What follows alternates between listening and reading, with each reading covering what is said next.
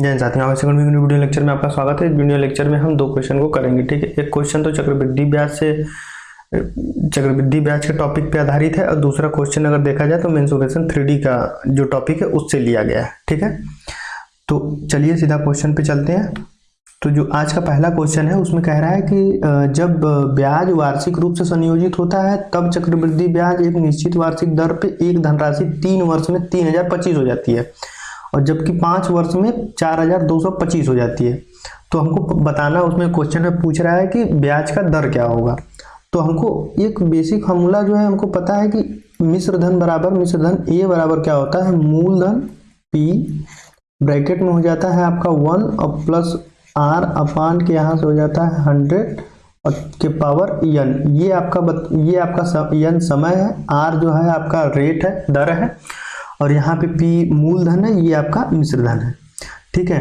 तो यहाँ पे अगर पहले तरीके से अगर देखा जाए यहाँ पे, तो हम 3 वर्ष पहले P अगर हमारे पास मूलधन है तो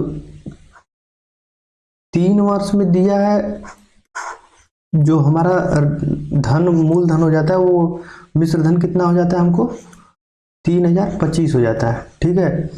5 वर्ष में अगर देखा जाए तो 5 वर्ष में कितना हो रहा है, तो 5 वर्ष में आपका हो जाता है 4225 रुपए, ठीक है। तो इससे हम एक समीकरण बना लेते हैं यहाँ पे। तो मिश्र धन यहाँ पे कितना हो रहा है,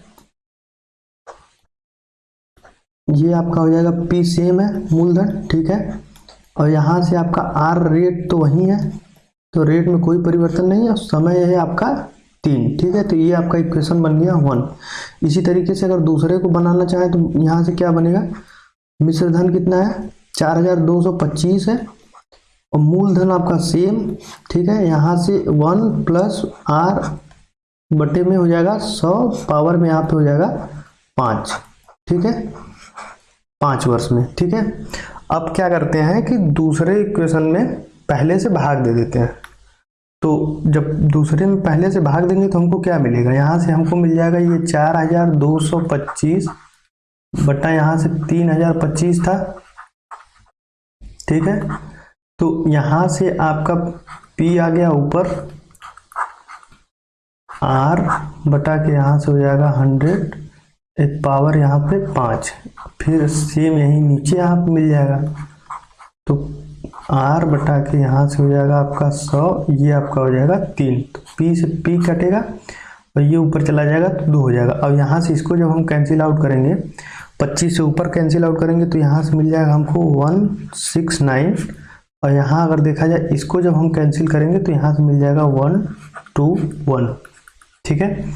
अब इस चीज़ यहाँ से इसको जब हम सॉल्व करेंगे, हमको पता है कि अगर कोई यक्स स्क्वायर, जैसे यक्स पावर 4 लिखा है और यक्स स्क्वायर लिखा है, तो यहाँ से ये क्या होता है, इसमें 4 में से 2 माइनस होता है, तो इसी तरीके से ये सेम है। और यहाँ से जब हम इसको माइनस करेंगे 5 में से, तो ये हो जाएगा आपका 2 के बराबर, ठीक है। अब ये देखा जाए तो ये लिखा है 13 और बटे 11 का पूरे का होल स्क्वायर, ठीक है। ये यहाँ से आपका हो जाएगा R बटा के 100 पूरे का यहाँ से होल स्क्वायर। अब कंपेयर करें तो हमको क्या मिल जाएगा, यहाँ से 1 प्लस, इस चीज़ को मिटा लेते हैं, 1 मिनट, ये चीज़ खत्म कर लेते हैं।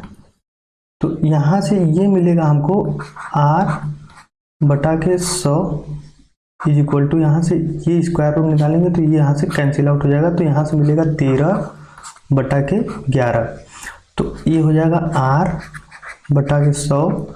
जब ये 1 इधर आएगा तो यहाँ माइनस में हो जाएगा, तो ये हो जाएगा 13 बटा 11 माइनस 1, ठीक है। तो R बटा के 100 ये हो जाएगा आपका 2 बटा के 11।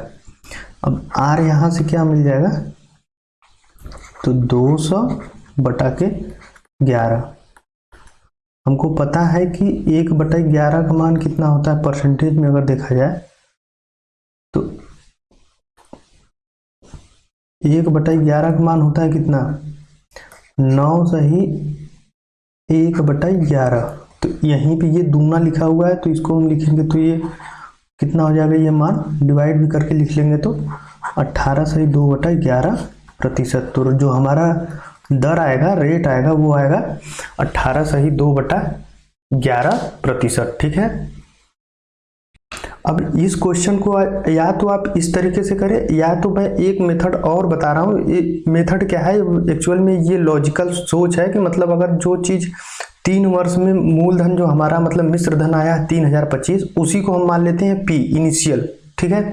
वो कैसे, तो हमें डायरेक्ट ये वाला इक्वेशन मिल जाएगा जो हम अभी ये निकाले हैं यहाँ पे, तो हमको डायरेक्ट ये चीज़ मिल जाएगी ये। अब ये कैसे मिलेगा, तो ये चीज़ समझा रहा हूँ मैं अभी अगर मान लेते हैं कि ये सारा चीज़ें इन सब चीज़ों से हम बच जाएंगे। कैसे, 1 मिनट पहले हम इसको हटा देते हैं, ये यहाँ से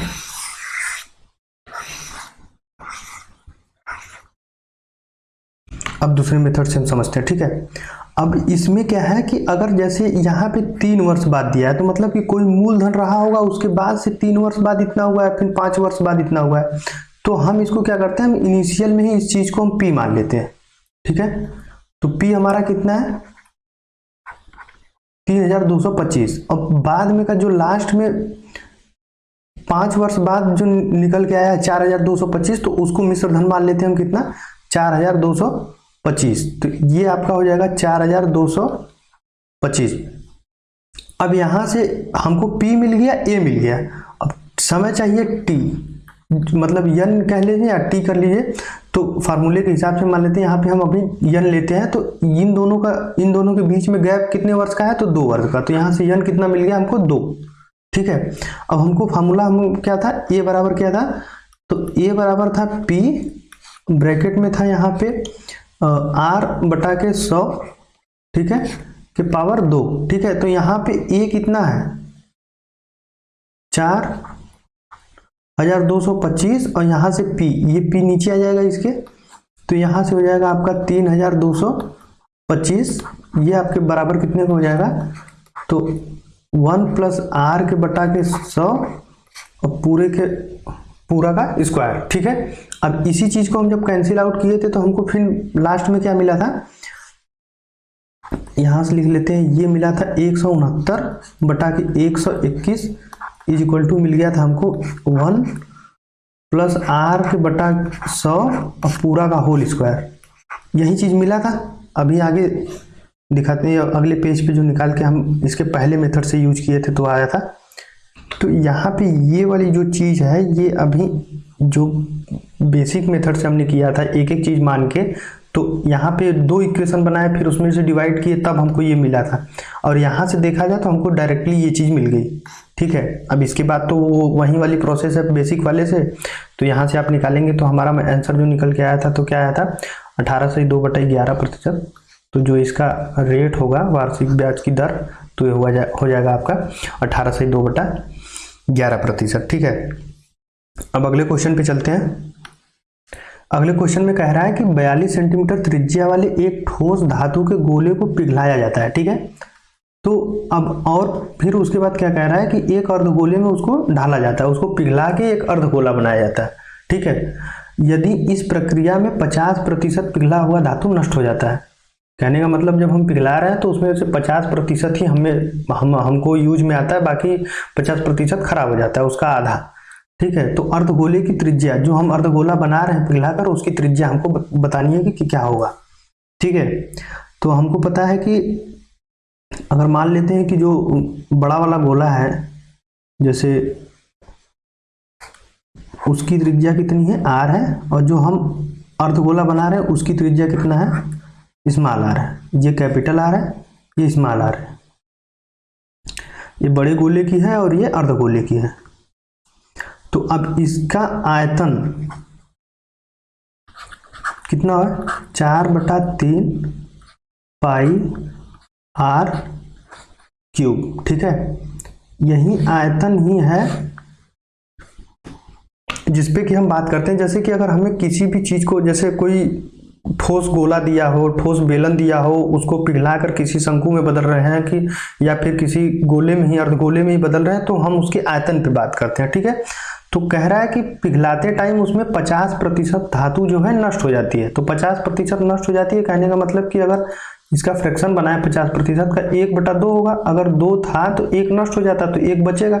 तो कहने का मतलब यहाँ से 1/2 ये चीज इतना ही अर्धगोला बनता है।